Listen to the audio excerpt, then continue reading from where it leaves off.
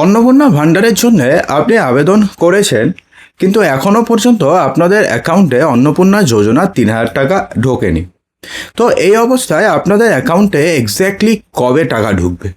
অর্থমন্ত্রী হয়েই নতুন ঘোষণা করেছেন নতুন অর্থমন্ত্রী স্বপন দাশগুপ্ত। বন্ধুরা, আজকে অর্থমন্ত্রী হিসাবে শপথ নিয়েছেন স্বপন দাশগুপ্ত, এবং শপথ নেওয়ার পরেই অন্নপূর্ণা ভাণ্ডার নিয়ে বড়সড় ঘোষণা করে দিয়েছেন তিনি। এবার থেকে আপনাকে আর আবেদন করার পরে বেশি দিন ওয়েট করারই প্রয়োজন পড়বে না। আপনারা খুব তাড়াতাড়ি অন্নপূর্ণা ভাণ্ডারের টাকা পেয়ে যাবেন। তো আপনাকে ম্যাক্সিমাম কতদিন ওয়েট করতে হবে, কি বলেছেন তিনি, চলুন জেনে নিই।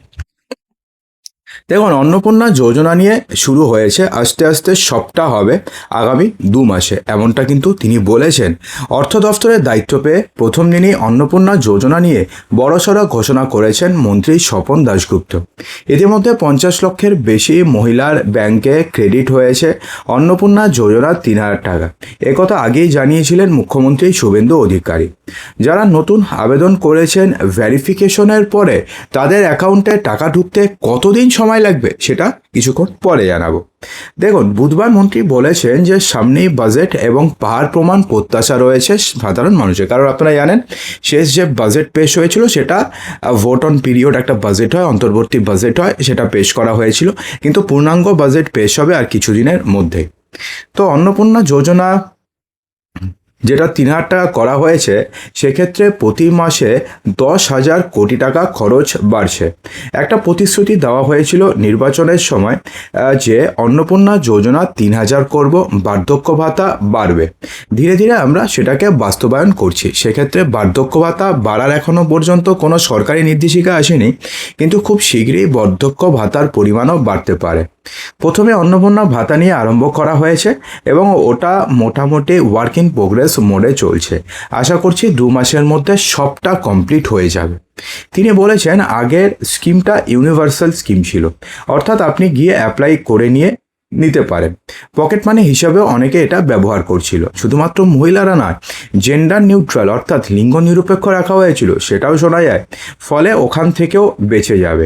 আলটিমেটলি যে ধরনের ওয়েলফেয়ার পেমেন্ট বা ওয়েলফেয়ার স্ট্রাকচার করতে হয়, সেটা শুধু ভারতে নয়, সারা বিশ্বেই রয়েছে। সেখানে এই ধরনের পেমেন্টস দেওয়া হয়, বলেছেন স্বপন দাশগুপ্ত। এটা ঠিক মতন চলতে পারে যখনই আপনার রেভিনিউ ঠিকঠাক আসবে, উৎপাদন ঠিক মতন হতে পারবে এবং অর্থনীতি আরও চাঙ্গা হবে। মন্ত্রী বলেছেন আলটিমেটলি এটা হচ্ছে আপনার ইকোনমি বাড়লে তবে এসব আপনি এফোর্ড করতে পারবেন। অর্থব্যবস্থা একদম ইন অ্যাসোসিয়েশন দেখা যায় না, এটাকে পুরো অর্থনীতির সঙ্গে যুক্ত করে দেখতে হবে। সামনের দিনে অনেকেই অনেক ইন্টারেস্ট আগ্রহ দেখিয়েছে, এ ধরনের আলোড়ন সৃষ্টি করেছেন। মানুষের মনে আশা জেগেছে, পশ্চিমবঙ্গে এতদিন পরে আবার একটা প্রাসঙ্গিকতা ফিরে পেয়েছে। এইটা এক ধরনের আবহ এসেছে, এই কথা বলেছেন নতুন অর্থমন্ত্রী স্বপন দাশগুপ্ত।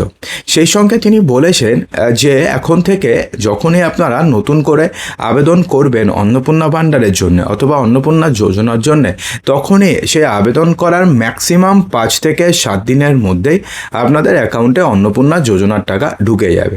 অর্থাৎ সেক্ষেত্রে এমনটা নয় যে প্রতি মাসে যারা ধরুন আগে জমা করেছে তাদের টাকা ঢুকবে।